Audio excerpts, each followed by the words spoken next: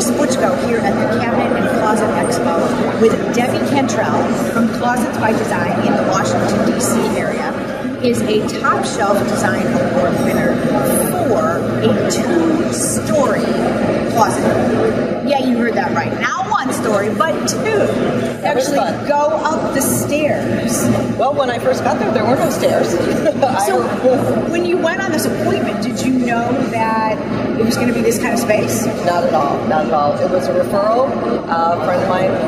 A friend of hers called me and just said, "You need to see this woman." And I went and took a look at it. It was in studs at the time, and quite different than what it turned out. It was a long process, but there were no stairs. I did a lot of ladder climbing those first couple of appointments. So you got your exercise at the same time as you're designing. Now there is a space that, and there's pictures up on the website that will give you guys more information about this. But there's a space that is 20 inches wide, but 54 inches deep. Like, it's kind of ridiculous.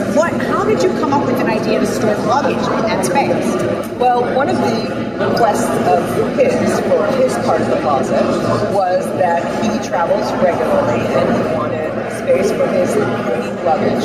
The original idea of that space, that was actually 36 inches deep, was to make some deep shelves. That's what the interior designer asked me to do. I, in turn, tweaked it a little bit so that I put it behind his shoes and his drawers and just made a long, narrow space that I thought would be good for hanging his bag. He wanted to be able to hang it and drag it out, and drag it out until it was quite heavy. So that's why we did it that way. There were lighting installed in there. So he just literally drags it out, fills it up. It's good to go. Well, it's a brilliant solution with a brilliant space utilization. When you got done with this installation, which I'm sure took many, many, many, many days, what were you feeling when you stood in that space and it was done? It was exciting. It took a long time, and even just when I would go back often just to see if the chandelier was on yet. Can I please come and take pictures? That kind of thing. It was a long, long process, but it was fabulous. And it was very collaborative. My installer was very instrumental in, I usually tell clients, sure, I can do that.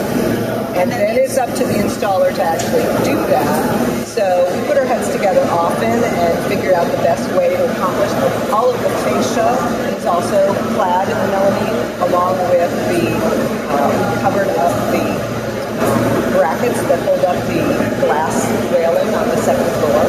That's all hidden. So there was a lot of thinking and figuring. We did it together. And so what would be your secret or your insight to how do you get a client to say yes to these great ideas that you come up with? Is there any? I think I'm just so excited.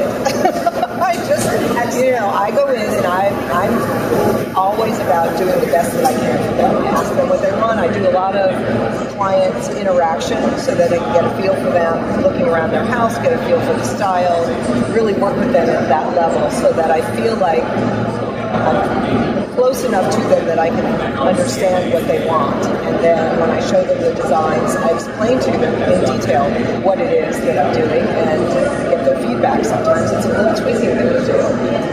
That particular design was interesting. The 8-foot poles, that was another that it slides in and out on, had to be secured to the rafters. That was after drywall. There's a lot of little tricks. Well, great job. Check it out on the website. Take a look at the pictures and the way it's described. I think you'll be really impressed. Great work. Congratulations. Thank you, Debbie. Thanks.